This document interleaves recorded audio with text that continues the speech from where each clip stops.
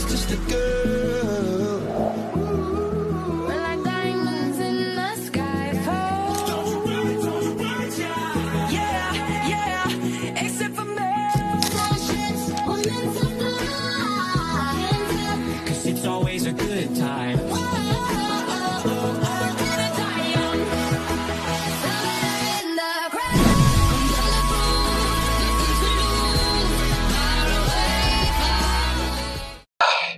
Hi everyone! Welcome to our travel vlog. Today, samahan nyo kami as we explore some interesting place here in Manila. Let's go! Tutuban, isa ito sa mga kilalang shopping spots sa Manila. Dito makakahanap ka ng murang damit, sapatos at kung ano-ano pang gamit. Perfect spot para sa mga mahilig mag-bargain shopping.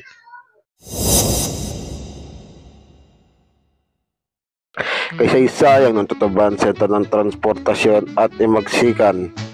Nandito tayo ngayon sa Tutuban, sa mga pinakamakasaysayang lugar sa Maynila bukod sa pagiging sentro ng kalakalan. Ngayon, maraming itong kwento mula sa ating nakaraan.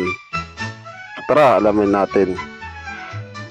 Alam niyo ba kung bakit tinawag na Tutuban ang lugar na to? Galing daw yan sa salitang tsuba, isang inumin mula sa dagta ng nyog. Noong ng mga Espanyol, maraming gumagawa ng tsuba rito kaya tatawag itong Tutuban. Isa sa mga pinaka-iconic na struktura rito ay ang Tutuban Railway Station na itinayo noong 1892.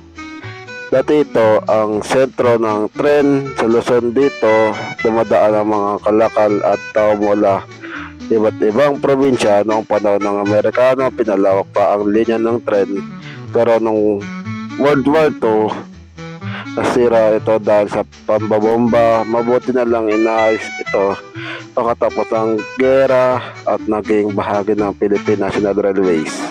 Alam nyo ba, dito rin sa Tutuban ay pinanganak si Andres Bonifacio, ang ama ng Katipunan. Dito siya lumaki, nagtrabaho bilang bodegero at kalaunan ay nanguna sa laban para sa kalayaan.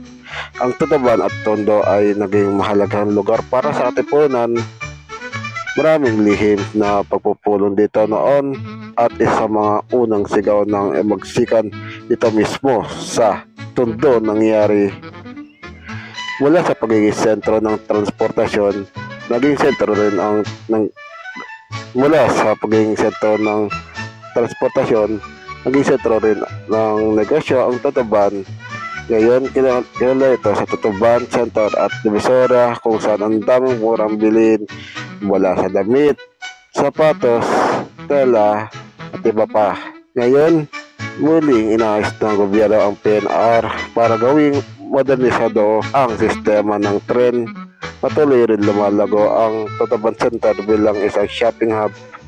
At syempre, hindi lang ito basta pamilihan, isang mahalagang bahagi ng ating kaysaysayan, ang Tutuban. Kaya kung gusto nyong maramdam ang kwento ng lumang Manila, bisitahin nyo ito. Now we're heading to KK Place in Ilocano, here you in the market. Honoring the Katipunan, an important group you history that for the freedom of the Philippines. This place is scientific because it was here that the liberation against the Spanish began. History inspiring to see how they fought for your independence.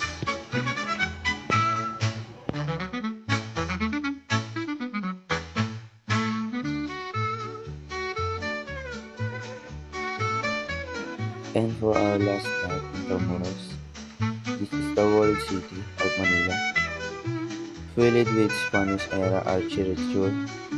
You can truly feel history as you walk through these narrow streets. There are so many interesting spots here, like Fort Santiago and San Agustin Church is a perfect place for history lovers. And that's it for our Manila tips. from budget shopping in Totoban and Divisoria to discovering history at KKK Place and Intramuros, this adventure was definitely worth it.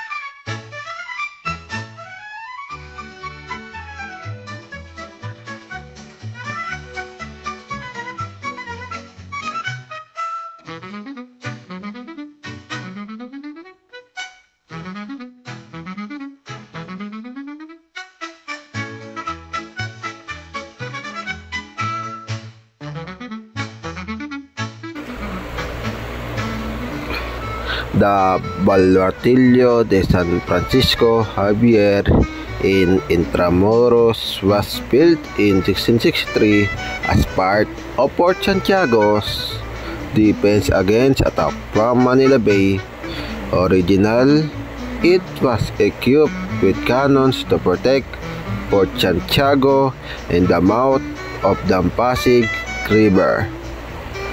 Today, it served as the Intramuros Visitor Center and future coffee shop, souvenir store, and restroom, making it a great stopover for tourists.